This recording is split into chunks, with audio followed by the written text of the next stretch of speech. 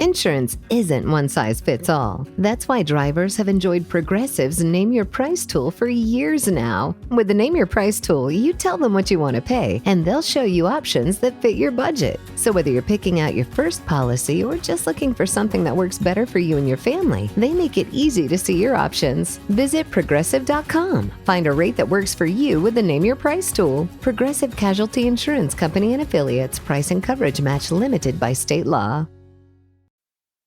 This episode is brought to you by Indeed. Stop waiting around for the perfect candidate.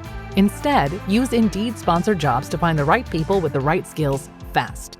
It's a simple way to make sure your listing is the first candidates see. According to Indeed data, sponsored jobs have 4 times more applicants than non-sponsored jobs. So go build your dream team today with Indeed. Get a $75 sponsored job credit at Indeed.com/podcast. Terms and conditions apply. Dear Santa Claus, how have you been? Did you have a nice summer?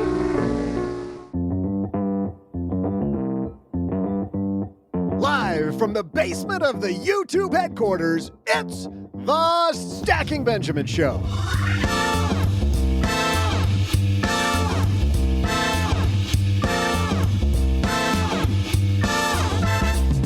I'm Joe's mom's neighbor, Doug, and I can't believe it, but 2024 is coming to a close, which brings up 2 questions. 1, how come you're not independently wealthy yet? And B, how did the events of 2024 affect your money game? What should we have learned? To share their wisdom, we welcome a panel of guests, including the woman who believes firmly that you can afford anything, Paula Pant, and the guy who thinks you should get the best interest, Jesse Cramer. And of course, the man helping you stack Benjamins, OG. And now a guy who's like that nerd from accounting you can't seem to shake at the company Christmas party, it's Joe Saul Seahigh. Hey there, stackers. That's a new opening I have never heard before. One that's suspiciously different than the one we practiced earlier. But I still may identify as that guy. Welcome to the Stacking Benjamin Show. I am that nerd from accounting, Joe Saul Seahigh, and sit back and relax because we're going to have an hour of financial fun. Let's meet the team of people that are going to talk about all the big events of 2024. First of all, the guy across the card table from me, Mr. OG, is here. You had I would say, a successful 2024, my friend. Can you call me later? I'm eating a granola bar. Okay, enough from him. And the woman in New York City who's not eating a granola bar, Paula Pant, is here. You had a successful 2024. I had a great 2024, but I currently have a spot of confusion. Doug, your numbering system went from 1 to B. Number 1 and then number B. Did anybody else notice? I get those confused. It's very hard to figure out, am I using letters now or you numbers? Just blew his mind thinking those aren't in sequence. I've been like trying to put the puzzle pieces together ever since I heard it. I don't know how to square the circle. You're lucky I didn't use Roman numerals. Paula's like the journalist in me wants to know why that occurred. And the man in Rochester, New York, where it's been snowing since August 22nd, Jesse Cramer's here from the Best Interest Podcast. How are you, man? Hello, stackers. I'm good, Joe. Thank you. It was 55 degrees Fahrenheit today. Wow. The snow is all melted. And to bring these jokes... That's not on brand. It's not on brand. It's not. But we'll take it, I think. I will say it's unseasonably warm. It's unreasonably warm. It's a little off-puttingly warm as well. But yeah, we'll see if we get a white Christmas or not. Speaking of great years, you guys had a great year because you went from a family of 2 to a family of 3. That is correct. We had a big highlight. Here we are recording on December 10th, and our daughter turned 6 months old yesterday. So a big half birthday. Got her a half birthday hat. She had a cucumber to celebrate. That was yesterday's new food, cucumber. I should still celebrate my 6 months. Joe is 56 and 6 months today. It'd be so great. Hey, my new food are gummies. Remember back when diapers were cute? No, I'm headed back there and they're not so cute. We've got a great show today. We're going to talk about 2024 because I think for all of us, it was a very good year, but it wasn't a great year for everybody. There were some some lowlights, there were some highlights, and hopefully we're going to hit a lot of those. But before we hit any of those, we've got some sponsors who have made sure that this is free and we can keep it on through the holiday season and for the rest of the year. So sit back, relax for just a moment, and then OG, Paula, and Jesse are going to dive into our top lessons from the events of 2024. Dell PCs with Intel Inside are built for the moments you plan and the ones you don't. They're for those all-night study sessions, the moment you're working from a cafe and realize every outlet's taken, the times you're deep in your flow and can't be interrupted by an auto update. That's why Dell builds tech that adapts to you. Built with long-lasting batteries so you're not scrambling for an outlet, and built-in intelligence that makes updates around your schedule, not in the middle of it. Find technology built for the way you work at Dell.com/Dell PCs. Built for you. In business, there is no room for guesswork. Every shipment matters. Every deadline counts. And when you're trying to keep operations running smoothly, the last thing you need is uncertainty. That's why reliability is at the core of USPS Ground Advantage. From the moment your package is first scanned in, it moves through a secure nationwide network, aiding in a timely and accurate delivery. You get near real-time tracking so you can keep up with your shipments. And with affordable upfront pricing, there are no hidden fees or surprise surcharges to throw off your cost sheets. It all adds up to predictable deliveries you can depend on, because knowing your logistics are handled lets you focus on everything else, your customers, your team, and the future you're building. Visit USPS.com/Ground Advantage to start shipping with confidence. USPS Ground Advantage. We mean business.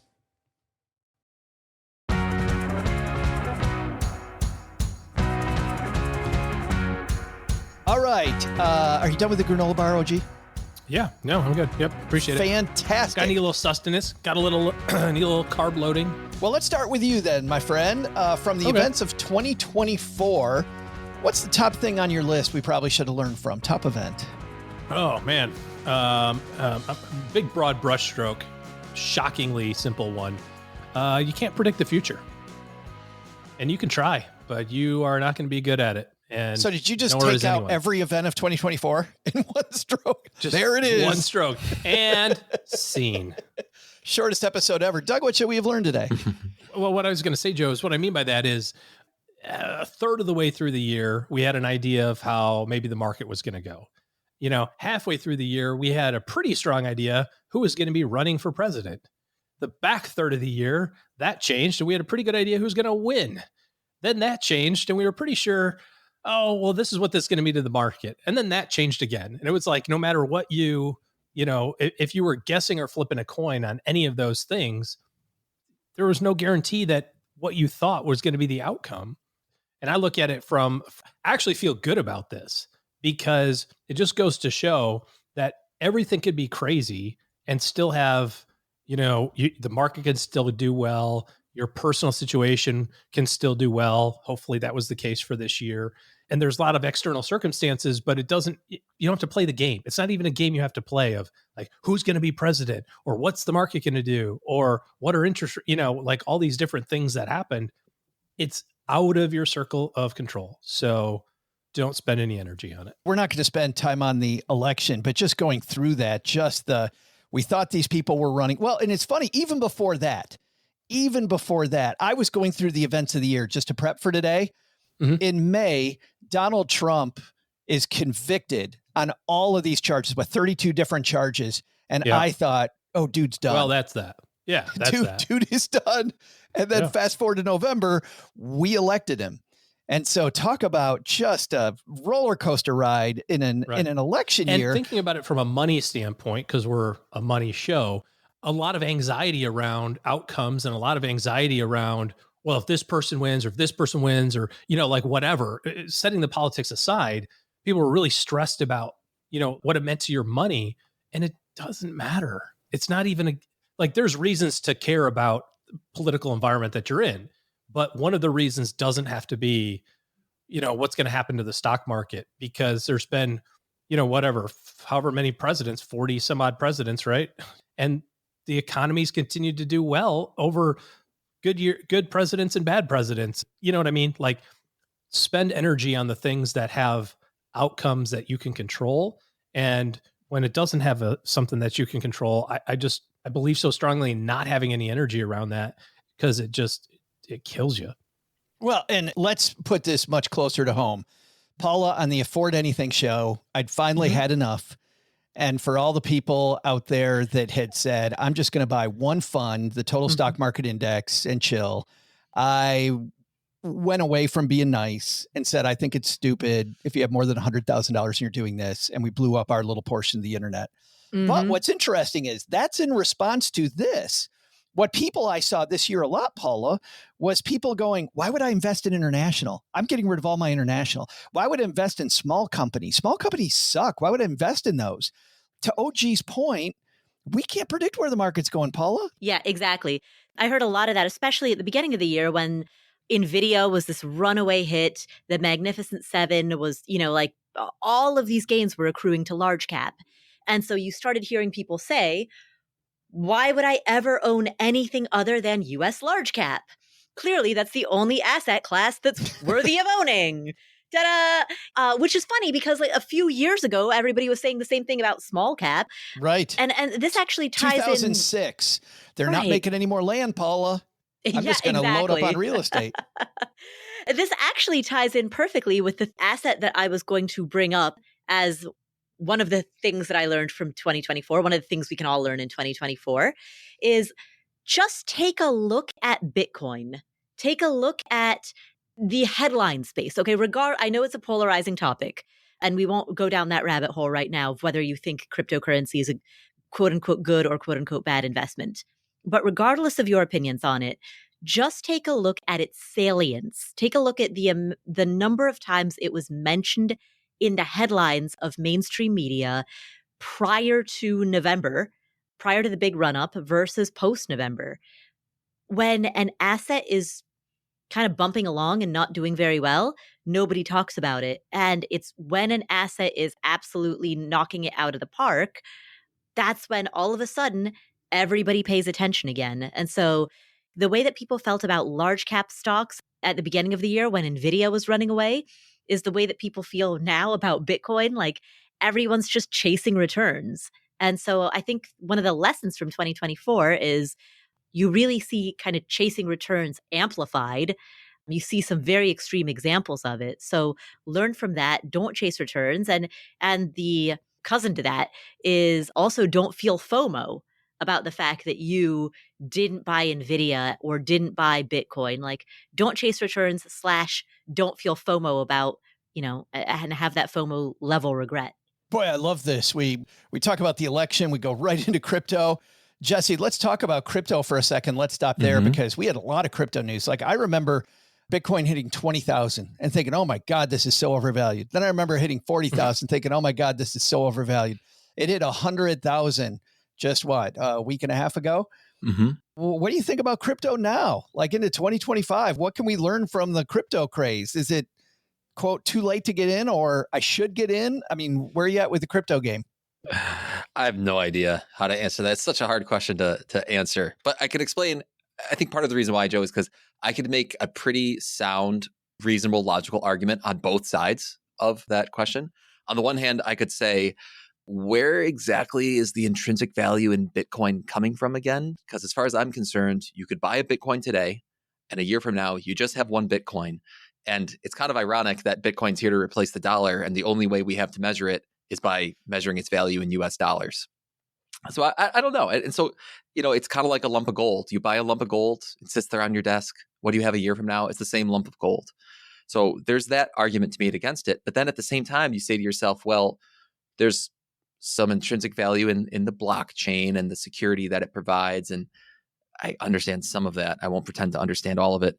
And it's being so adopted by, at this point, I mean, a lot of the price is being driven by institutional investing that you have to say to yourself, well, if there's that much money in a single asset class all over planet Earth, is it going to be able to how would it just disappear? How will it go away? Won't this trend continue into the future because just more and more people are piling into it. So I don't know how to answer your question, Joe, but those are a couple different sides of the argument that I hold simultaneously inside my head. Yeah, because on the one side, I'm totally with you. I'm like, this, okay, what do I do with it? Where's it going?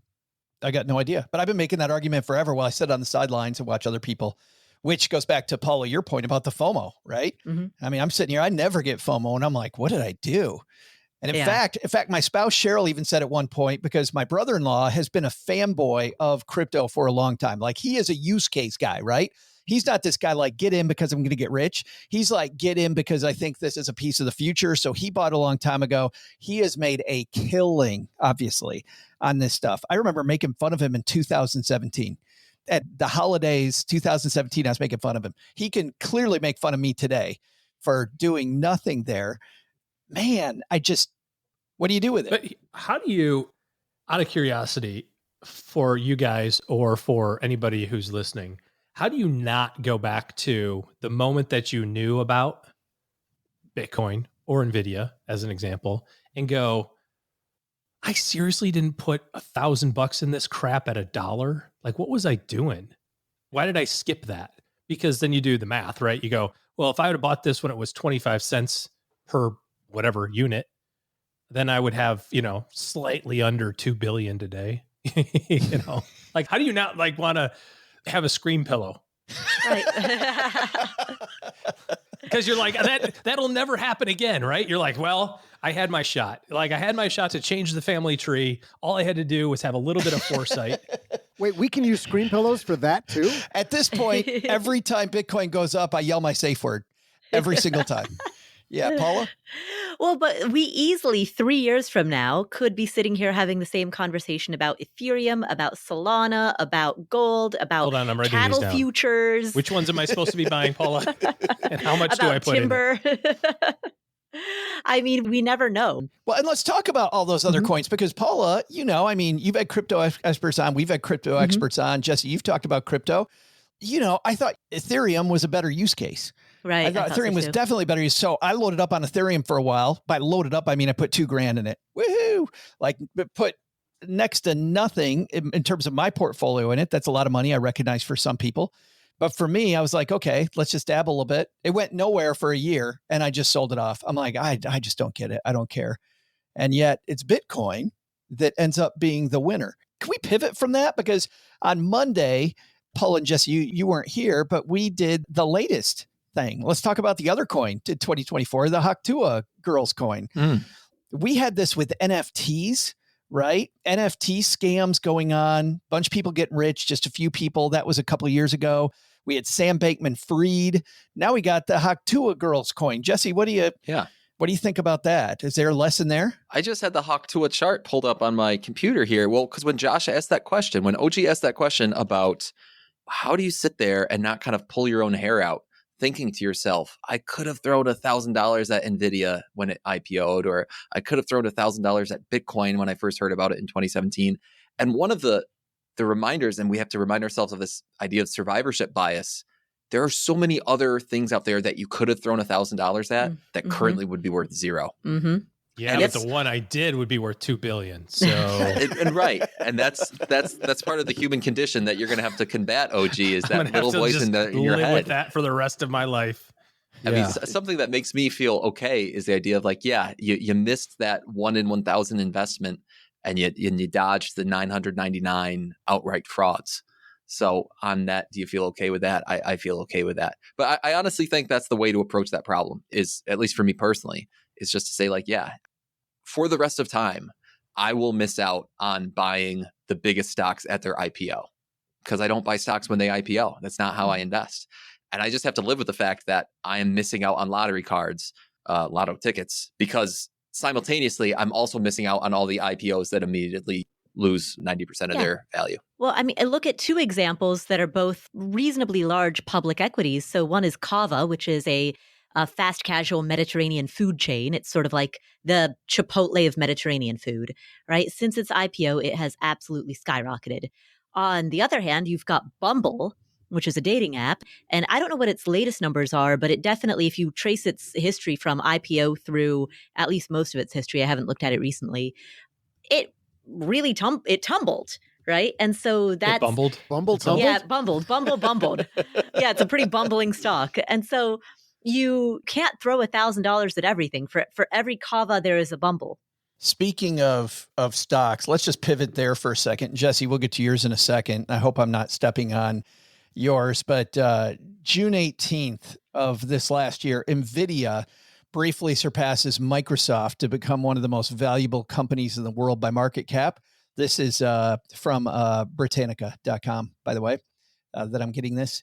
Over the next 6 months, the largest company crown changes hands several times between NVIDIA, Microsoft, and Apple, all of which now have market caps over $3 trillion. OG, you can see why people want to load up on these tech companies. And yet, if we not looking in the rearview mirror, looking forward, we talk about stuff that the Trump administration has said that they're going to do. One of the big things that we've heard people in the administration say, we want to break up some of these big tech companies.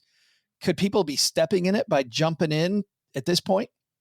Well, and I think this kind of dovetails into you can't predict the future, because I don't know where we are today as it relates to technology investing or technology stocks is the same as it was in March of 2000 or in March of 1990. Big difference between those two periods. And the NASDAQ hit 5,000 in March of 2000, and it hit 5,000 again in, I believe, 2012 or 2013. Meanwhile, had a 78% drop in the middle. And, like Paula, you were talking about, all the rage is just buy large US tech companies and it'll be awesome. And it's like, well, yeah, it has been awesome, but does that mean that awesomeness is going to continue? And is there any sort of evidence that the persistence of performance exists? And I just don't believe that there is. The overall economy, yes, which is why we would say, hey, let's own the S&P 500, let's own the Russell 2, the Russell 3, like own one of everything basically in the entire expanse of the universe, because then it solves the IPO problem that Jesse talked about, and it solves the irrational exuberance of tech stocks. If it's a momentum and it goes up, that's great. And if it craters, it's okay too, because then something else takes over. But I just don't think that when it comes to investing in the areas that are at the peak, I don't believe that even if you think, hey, I'm okay with a little bit of a decline, I don't know of any single person who bought the NASDAQ at 5,000 in March of 2000 and then still own those same shares in 2012, because somewhere on that roller coaster ride, they cried uncle, because you can't take a minus 78 and still go, yeah, I'm good. I put $1 million in, it's down to 220. It'll be fine. It'll come back. Maybe actually at 220, you're like, screw it. It can only go up from here. Yeah. If you made it to 220, Hello, you're like, Rivian. I'm already broke. I can't get broker. So maybe that's the case, but I just don't know of anybody who's done it. And my concern is, if you focus on a specific sector or specific part of the economy or Bitcoin or NVIDIA, specific things, if you get caught, then you're not going to have the intestinal fortitude to ride it out. And also know that riding out period, you look back and say 2000, 2012, you go, okay, cool. Let's use today's dollars or today's timeframes till 2037. Okay, think about how far away 2037 seems in your mind. That's the same distance as 2000 to 2012, right? Can you confidently say that you're going to hold the same stuff for the next until 2037? I don't think you can. Jesse, it feels like a lot of the stuff that OG's talking about, Paul is talking about, between who's going to win the election and all the stuff we talked about crypto, now what I brought up with these big tech stocks, it was a year of betting, right? A lot of times when big bets either paid handsomely or you got flushed. What's interesting also at the same time is that betting on sports like the NFL this year widely went from hardly anybody betting on sports to nationwide. Man, you can bet on it in almost every state. We're one of the few states you can't, Texas, where you just open up your phone. I can bet on a coin flip of any game that I want. How do we get away from this betting mentality, Jesse, and maybe get back to setting some goals and achieving them?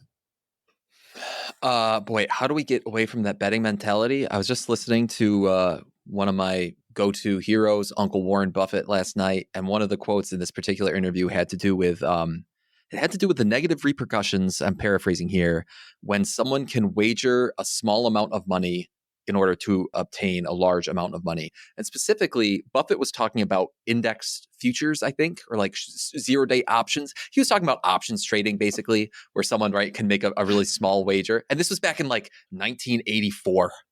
He's talking about these new things called index futures and how he sees them as a net negative. And it's just so funny that here we are 40 years later, probably. And they're still in that negative. They're still in that negative. They are. But we're talking about, you're asking about a slightly different arena, but something pretty similar. And when Warren Buffett said that, I thought of these people who do like the 14-leg parlays on a sports bet, where if you're not familiar with that, listeners, it's this idea that, I'm going to bet that the Lions win by 21. Duh. I'm also going to bet Obviously. that Josh Allen, the quarterback for the Bills, scores a rushing touchdown. I'm going to bet that the Giants miss at least one field goal. And so all it's 3 of those going to happen. Yeah, exactly. It's a bunch of completely independent bets that if they all hit, essentially the bet magnifies. And right, you can bet $2 and win $1 million. Did you see the guy who posted on Twitter at the beginning of the year? He bet, I believe the number was $600. He bet $600 on Scotty Scheffler to win the Masters, the Florida Panthers to win the Stanley Cup. Who's the guy that won the U.S. Open? Carlos Alcaraz or whatever. Oh, Alcaraz. Yeah. Alcatraz, whatever, same thing. Wow. To win the U.S. Open. And then his fourth bet was the Yankees to win the World Series. Oh. So he posted this picture as the Yankees hit the home run to win the pennant to go into the World Series. And as you probably know, you can cash out these parlays, right? They price them in real time. So if the Yankees win, and this was his Twitter post, if the Yankees win, I get $790,000. If I cash out today, I get $325 on a $600 bet. Of course, the Yankees didn't win on a $600 bet. So the universe was like, dude, are you crazy? Take the $325, you idiot. And he's like, nah, I think the Yankees are going to pull it out. Oh, no. It's funny, Joe. I was thinking back to a few weeks ago, a month ago, whenever it was, when the same panel, I believe, we had a conversation about, did we talk about ETFs that own a single stock? Yes. And maybe leveraged ETFs that own single stocks, and whether that's good or bad for investors. And I kind of took the line of, it encourages some pretty bad behavior. It encourages some gambling-like behavior. And I don't really see the positive of it. That's my feeling on sports gambling too. It's a little curmudgeonly, but I don't see the positive here for society as a whole. And so I think it creates a lot of pretty bad personal finance behavior. And but its proliferation here in 2024 has been huge. So I'm glad you brought it up because I think it's a good topic for this episode. Yeah, your ability to bet, I think, has never been easier. Paula, how do we get out of this gambler mentality when gambling's all around us? I think we decide in advance because, you can't, like with food, you can't just deprive yourself of sugar 24 hours a day. I tell myself this every day. I can't deprive myself of sugar. Right. 365 days a year. It's for most people, it's unrealistic to say, I will never eat dessert. So you decide how you're going to moderate it. You decide what are the rules, what are the boundaries and parameters around which you will eat dessert, and what are its limitations. And I think that you apply that to the gambles, the small gambles that you take, right? Because there is the temptation to make the asymmetric bet. There is the temptation, there's sports gambling, there's the bachelor or bachelorette trip to Las Vegas, there's gambling on politics and political outcomes, which we were talking about earlier, right? There's gambling on election outcomes. There's also gambling on buying, and I'm using kind of gambling in air quotes here, but in buying IPOs or buying into a certain extent, even individual stocks, particularly if you haven't done a whole lot of due diligence on them. There are different levels of risk concentration and different types of bets with various profiles of expected return. And it's, I think, unrealistic to say that you're going to abstain from all of them. So instead, you just decide the parameters, like, all right, I'm going to spend no more than 2% of my overall total portfolio on this. And then the other 98% I'm going to put into some more reasonable investments that have a higher expected return. Yeah, I think for me, the way that, and I love all those answers, guys. For me, the way I get around it is, if I just start out with the goal and what investment meets the goal, then the FOMO kind of goes away. Then I'm like, yeah, that Bitcoin thing's pretty cool. The Hawk Tuah girl has a coin, really? Yeah, you know what? That doesn't help me meet my goal. So I don't need it. And if I do bet, I'm going to bet money that's not for that goal. I'm going to go ahead and hang on that $600 bet that the Yankees win because I don't care. You know what I mean? Hey, I got a third. I don't know. Would you guys take that or not? $350,000, Jesse? Would you take that? Would you lock in the 300,000 or would you send it to 700? I know. Oh, gee, you would totally stay in it. No way. You would have taken the money. Yeah, you take the money and then you make another side bet, with $100,000 on, the Yankees and 4 or something to get the same odds, but you've cashed it in. Just to color the bet. Yeah. Jesse, how about you? Would you take it? Yeah. If I ever found myself in a situation where 600 turned into 300,000 and I could double or nothing that bet, I would just take the 300,000. You're taking the 300, not double or nothing. Paula, how about you? I mean, it's impossible to know unless you're actually in that situation. But from sitting where I am right now, my mindset would flip to asset preservation. Take the 300,000. But the question also is undoubtedly he saw these numbers, at different times, right? So he saw 600. He saw when Scotty Scheffler won, he probably saw, hey, you can get out of this for $3,200 right now. Like, oh, well, maybe. And then when the Panthers won, like, dude, I got 2 of them. You can get out of here for 32,000. And I think we'd all say 600 to 32,000 is pretty good outcome in a 4-month window. And then when the prisoner guy won the Alcatraz tennis tournament, Alcatraz, so that's probably not going to be his new nickname. We haven't heard Jesse Cramer's yet, but I'm looking at the break time. We are going to say hello to our sponsors and make this possible one more time. We will be right back with the second half of our discussion about the events of 2024. Insurance isn't one size fits all. That's why drivers have enjoyed Progressive's Name Your Price tool for years now. With the Name Your Price tool, you tell them what you want to pay, and they'll show you options that fit your budget. So whether you're picking out your first policy or just looking for something that works better for you and your family, they make it easy to see your options. Visit Progressive.com. Find a rate that works for you with the Name Your Price tool. Progressive Casualty Insurance Company and Affiliates. Price and coverage match limited by state law. What would you do if your online store converted 36% more shoppers? You could take 36% more vacation. Another pina colada? Yes, please. Open a new retail location with 36% more square feet. Fantastic. Hire 36% more help. You're hired and you're hired. Shopify has the world's best converting checkout, up to 36% better than other e-commerce platforms. What you do with those extra sales is up to you. Switch to Shopify today at shopify.com/listen and get a $1 trial. Shopify.com/listen. Did you know Fast Growing Trees is America's largest and most trusted online nursery with thousands of trees and plants and over 2 million happy customers? Whether you're planting fruit trees, adding privacy, brightening things up with flowers, or bringing in houseplants, Fast Growing Trees has it all. Even better, they can help you find options that are right for your climate, your space, and lifestyle. Click Order Grow. Every plant arrives healthy with the Alive and Thrive guarantee straight to your door. So if you're ready to get planting, this is the moment. Right now, they have great deals on spring planting essentials, up to half off on select plants. And listeners to our show get 20% off their first purchase when using the code WWO at checkout. That's an additional 20% off. Better plants and better growing at fastgrowingtrees.com using the code WWO at checkout. Fastgrowingtrees.com, code WWO. Now's the perfect time to plant. Let's grow together. Use WWO to save today. Offer is valid for a limited time. Terms and conditions apply. Go to growingfasttrees.com for details.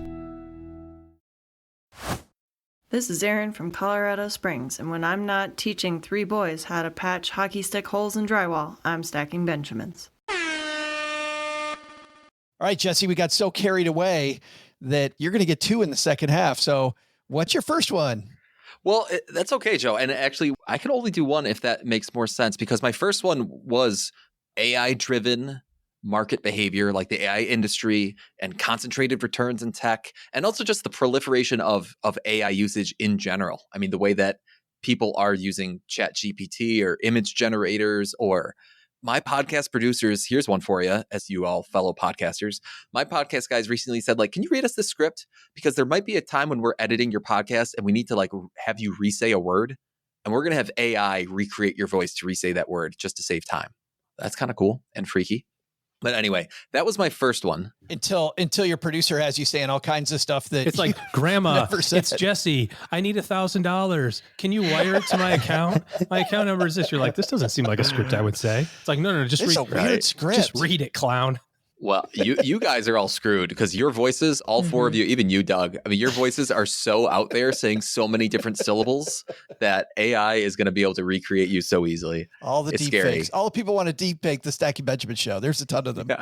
Yeah. I'll be so happy when that happens. I'll know we've made it. But I can skip to my second one, Joe, because I think it's a little juicier. Well, but hold on. Let's take the AI for a second, because I think that if you're out there in Benjamin stacking land, I think this year, Paula, your life did change because of AI. Like, I don't know about you. I use AI a ton more than I was using it on January 1st. Absolutely. 1,000%. The other day I was like, man, how did people used to live before AI? It's hard to imagine. And I have found one other thing, OG, is that AI hasn't made me lazier. It hasn't taken away the fun of the work. It actually helps my brain think about creativity as I'm feeding it prompts.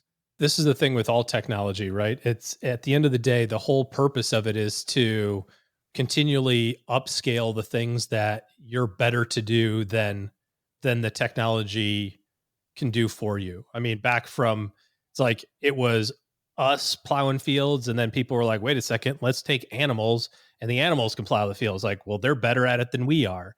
And then it's like, well, hold on a second, there's a machine that will do it that's 100x better than the animals that can do it. It didn't mean that the farmer could just sit around and not do anything. It said, well, instead of having an acre of land to farm for his family, now he could farm 10,000 acres and feed the whole town. It multiplies the highest use of the people in the chain, so to speak. So yeah, I would expect you to be more efficient.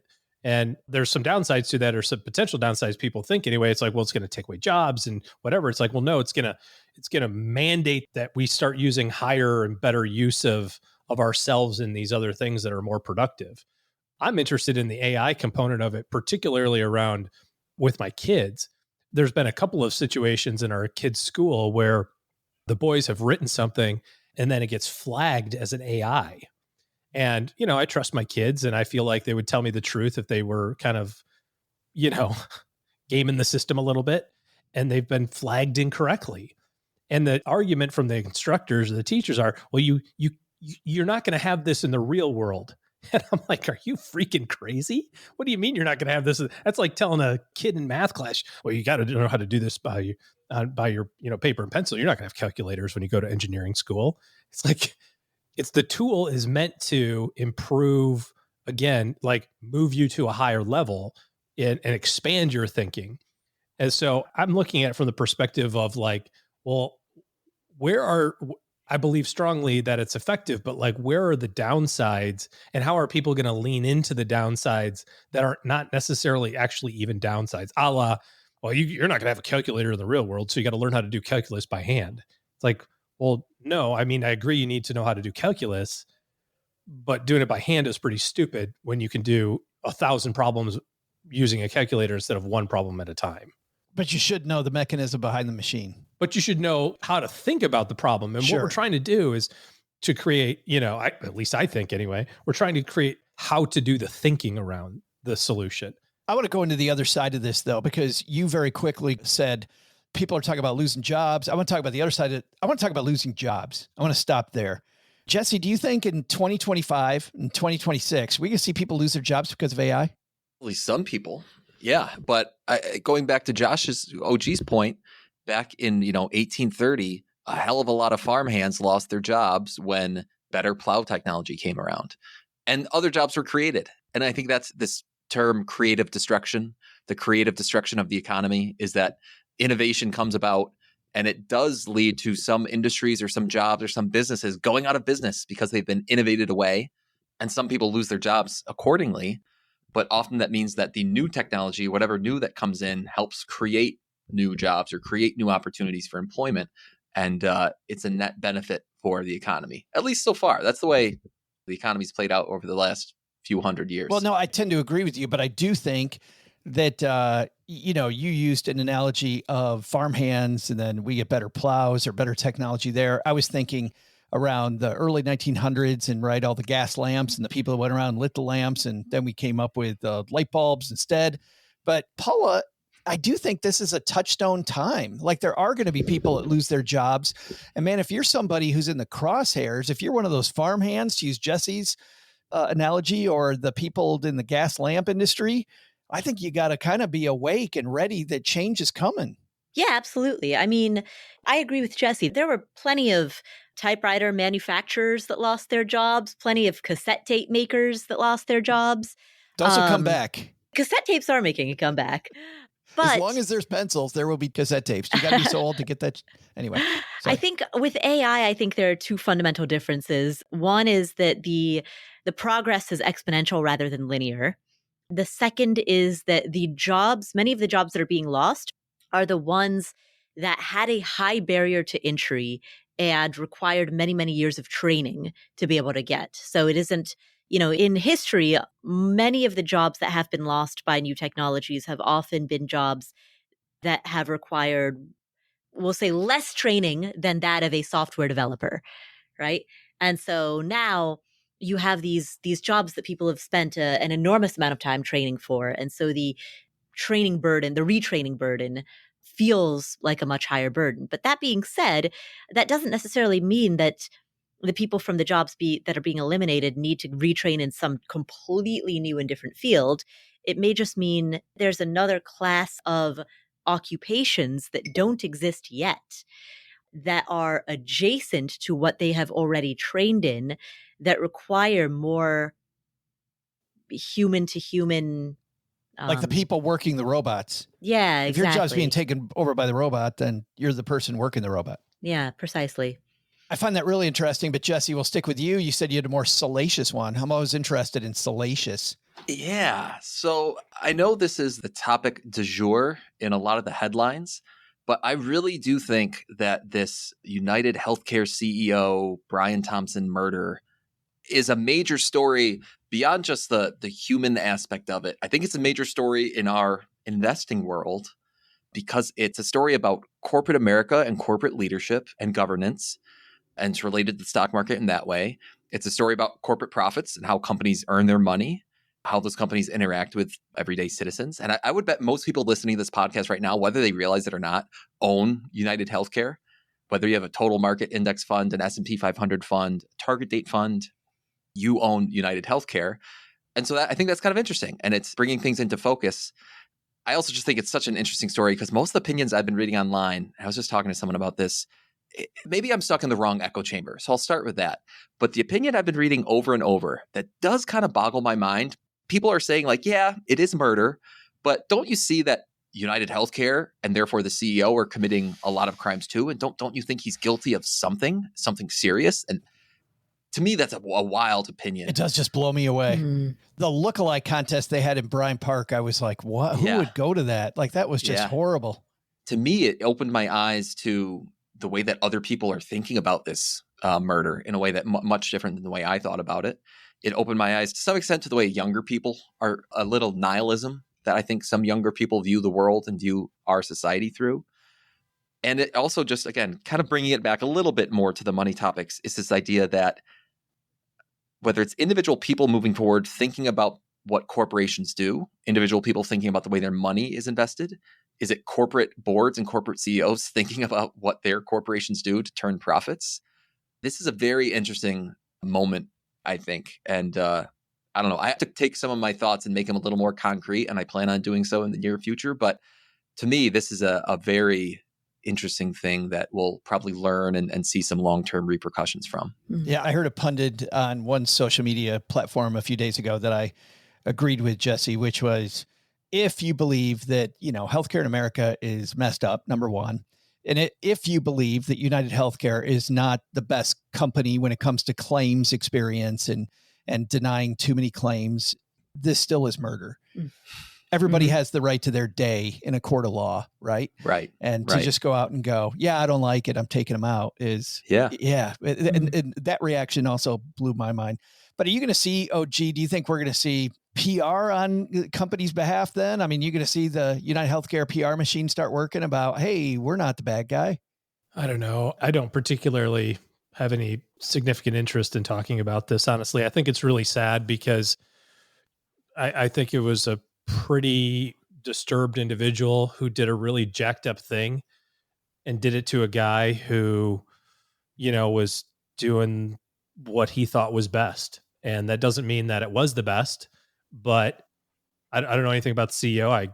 I assume that he probably was a family guy, and I'm sure he had a family in some way, shape, or form. And I mean, no different than any other sort of brazenly awful attack anywhere by anything. I mean, so I don't feel like talking about it. It's too sad. I think there are two stories. Jesse was talking about how when you unpack this, there are a lot of different stories that we can pull out of it.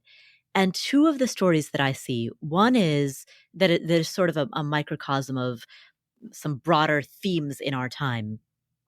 One is a story of a lack of faith in institutions that drove the murderer to think that he had to take, quote, justice into his own hands because he felt as though he couldn't pursue justice through established institutions and through established processes. So I think that's one of the stories that's sort of a microcosm of the zeitgeist. And I think the other story is Karl Marx wrote about this ideology of the oppressor and the oppressed. And within that ideology, there's an oppressor class and there's an oppressed class. And if you belong to the oppressed class, then you can, to some extent, do whatever and I don't want to put words in Marx's mouth, but you can sort of do whatever you want in order to declare your rights over your oppressors. That's the reason that some people think that it is justified to have street protests in which they rampantly destroy property, including property that is owned by struggling small business owners.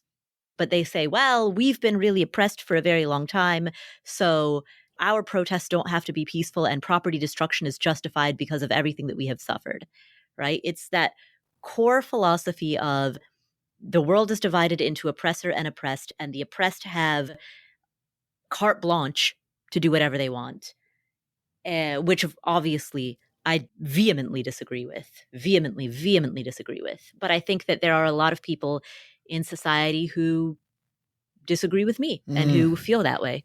Yeah, I think there's going to be more to come on that front, sadly. Let's go to, I'm looking at the time, we got two more. OG, what's next on your list? I'm going to talk about inflation still mattering. There was obviously a lot of talk about it a year ago, 18 months ago. I-bonds, everybody loved those for a while when they were paying 10%. But, inflation seems to have slowed its rate of growth. And I think the terminology there is really, really important because people say inflation is down. No, it's not. Inflation is always up. That's the definition of inflation. It's just the speed at which it's inflating is down compared to previous periods of time. And maybe in some areas that's become flat, perhaps. But the reality of inflation is such, and we got a little glimpse of it a couple of years ago, when it was going really crazy, is that this is going to have an impact on your portfolio and on your retirement income and your distribution planning well into your retirement age. We got a short-term blip of, holy crap, it costs a lot of money to buy eggs all of a sudden. And so we got to experience the realization of what 3, 4, 5 years of inflation looks like in one fell swoop.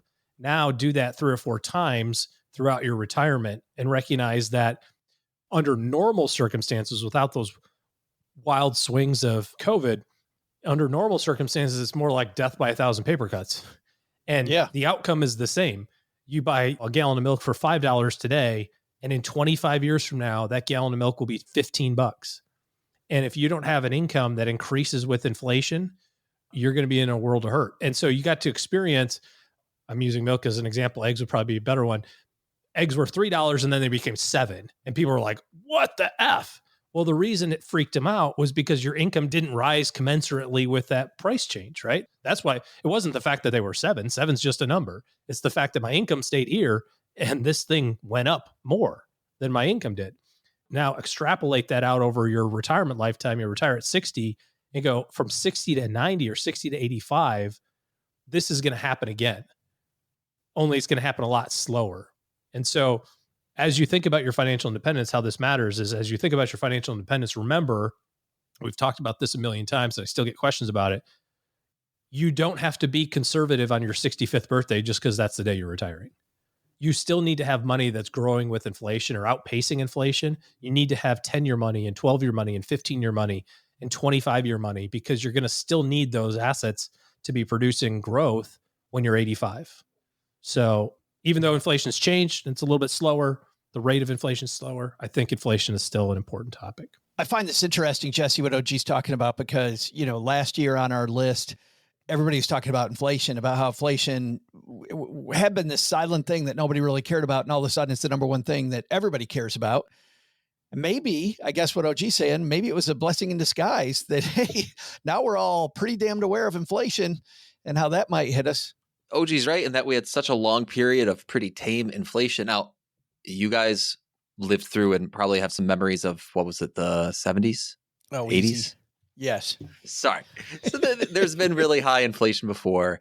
And it's funny. This is a weird analogy to make, but I remember hearing someone during COVID talking about there's no law of nature that says that another pandemic couldn't spawn and kick off tomorrow.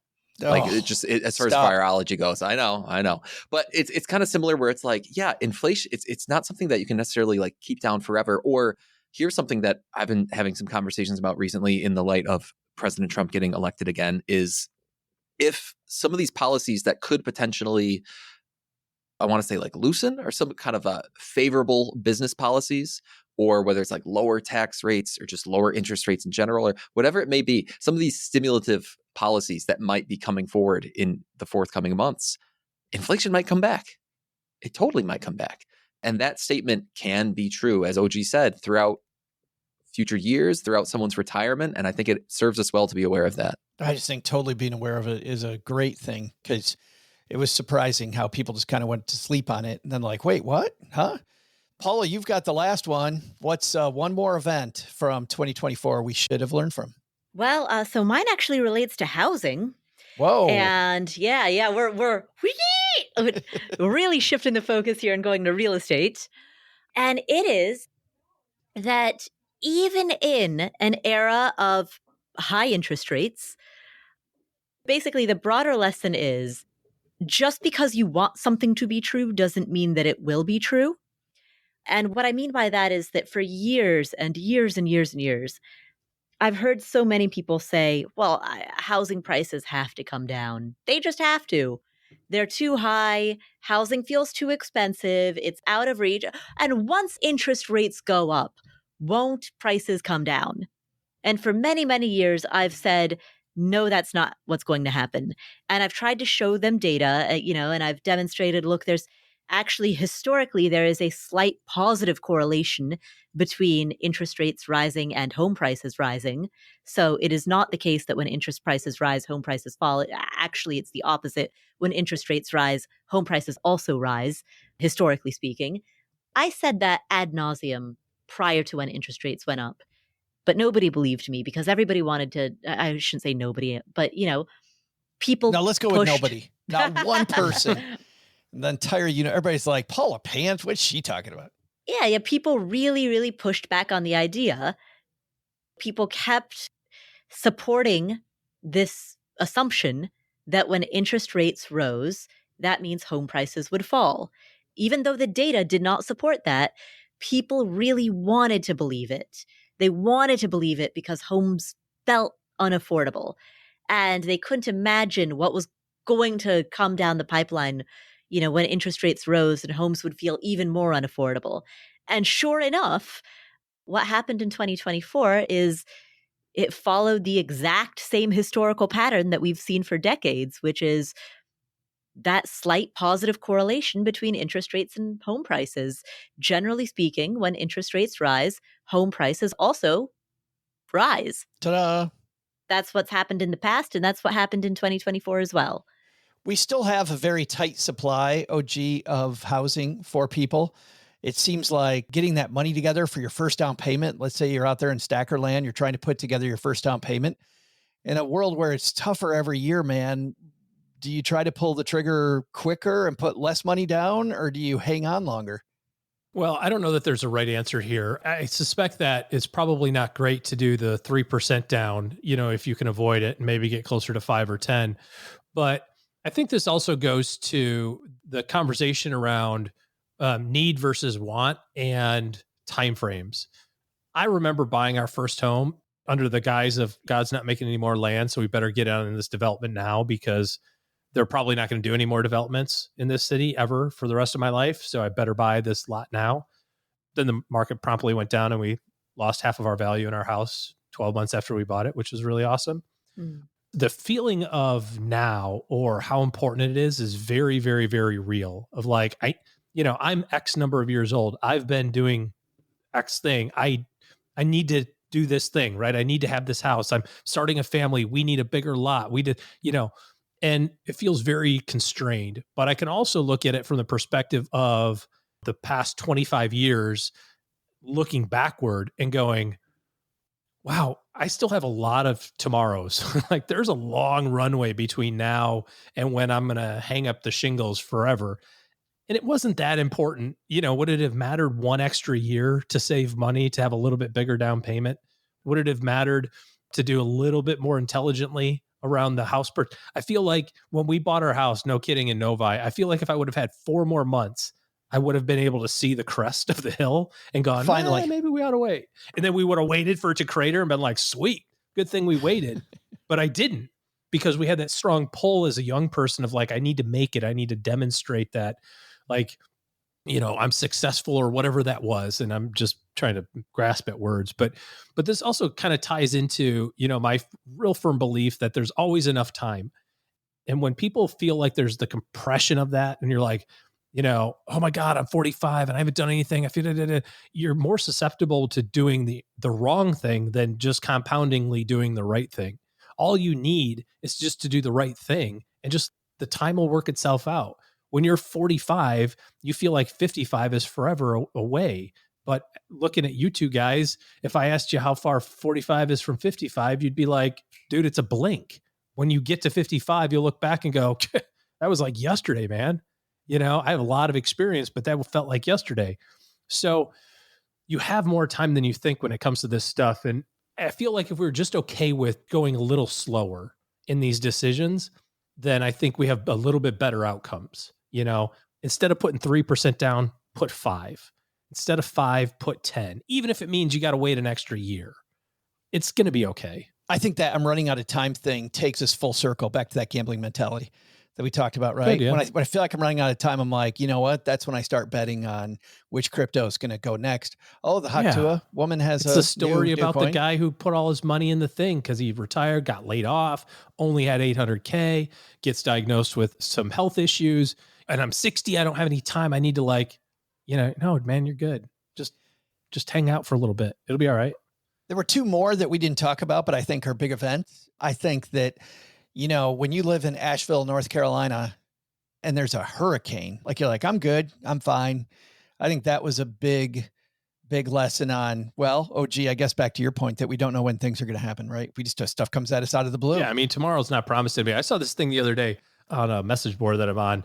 It kind of resonated with me only because, you'll see it in a second. They were talking about, the concept is tomorrow isn't promised to everybody.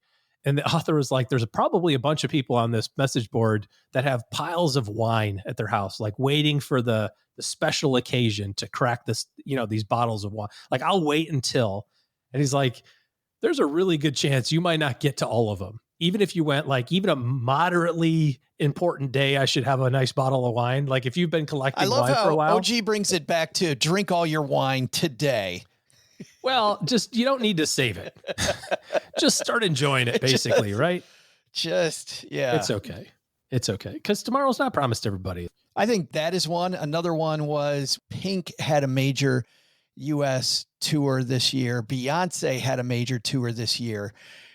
Yet if you want to talk about anything that happened with that stuff, it was the Taylor Swift domination year. All I heard about all year long was Taylor Swift. Just between the Eras tour, the fact that she won her fourth Grammy, like I think there's a business class around just the Taylor Swift world that we could spend probably a whole show talking about, or even more, because that's a masterclass. Man, there's so many more events.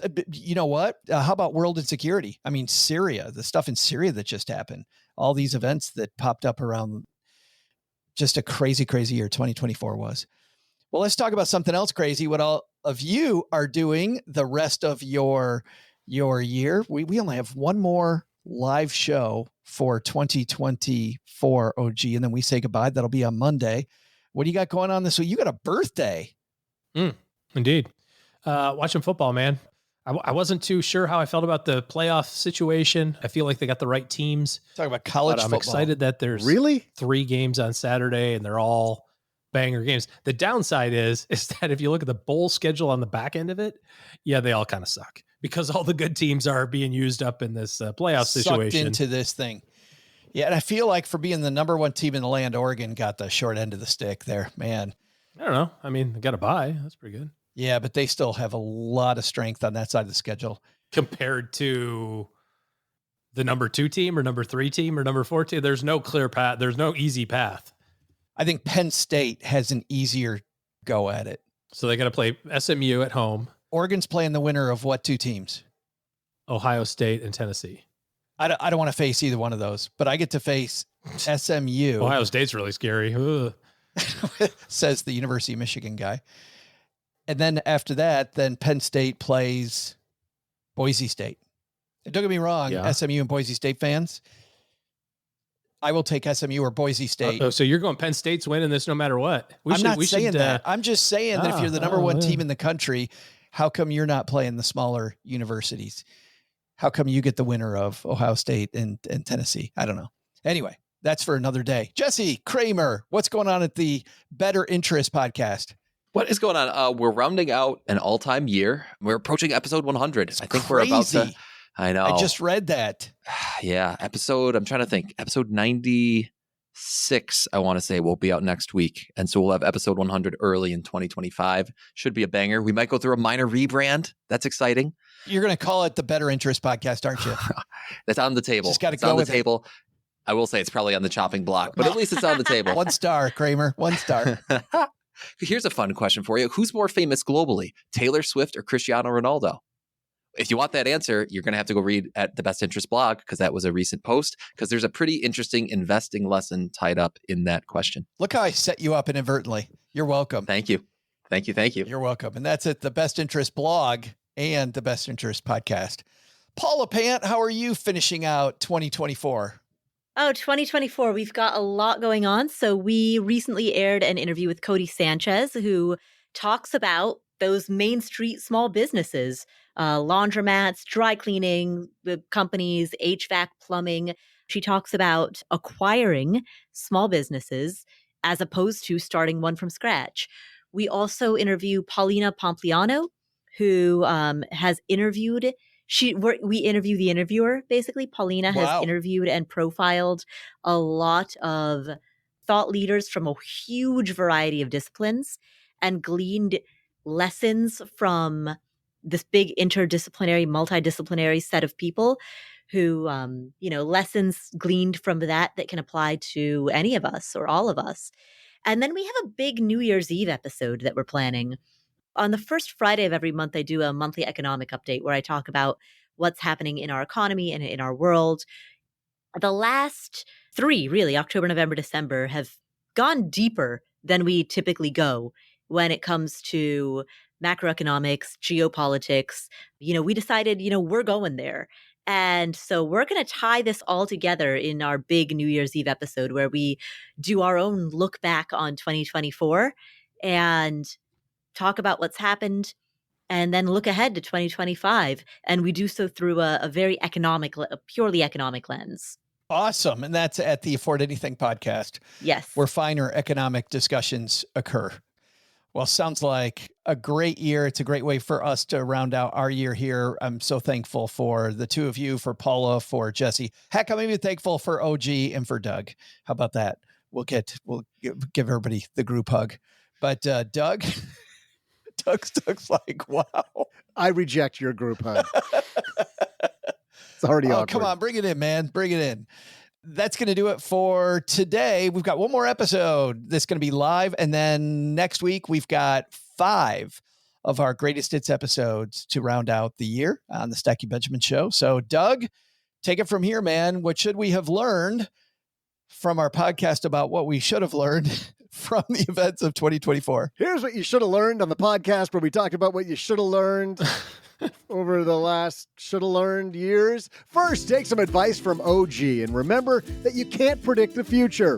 Whether you're trying to predict the market or if Paula's ever going to get another trivia question right, be prepared to be, using Paula's $12 word of the day here, asymmetrically surprised. We have to make that a feature in future episodes. Just every Friday, what was Paula's $12? Anyway, second, remember what Jesse said about FOMO. If you want to have more predictable growth in your investments, you have to be okay with knowing that you might miss out on the next NVIDIA. But the big lesson? Don't tell Joe's mom there's no trivia today. She interpreted that as Doug doesn't have enough to do, so now I'm wrapping presents for her neighborhood holiday party. By the way, who wraps fruitcakes to give away to the neighbors anymore? Ma, you know they're just throwing these straight in the trash can, right? Whoa, missed me. Thanks to Jesse Cramer for joining us today. You'll find Jesse's Best Interest podcast wherever you're listening to us right now. We'll also include links in our show notes at stackingbenjamins.com. Thanks to Paula Pant for hanging out with us today. You'll find her fabulous podcast, Afford Anything, wherever you listen to finer podcasts. And thanks also to OG for joining us today. Looking for good financial planning help? Head to What are you doing? Head to stackingbenjamins.com. It's blowing kisses. Got so awkward. Head to stackingbenjamins.com/OG for his calendar. This show is the property of SB Podcasts, LLC, copyright 2024, and is created by Joe Saul-Sehy. Joe gets help from a few of our neighborhood friends. You'll find out about our awesome team at stackingbenjamins.com, along with the show notes and how you can find us on YouTube and all the usual social media spots. Come say hello. Oh yeah, and before I go, not only should you not take advice from these nerds, don't take advice from people you don't know. This show is for entertainment purposes only. Before making any financial decisions, speak with a real financial advisor. I'm Joe's mom's neighbor, Doug, and we'll see you next time back here at the Stacking Benjamin Show.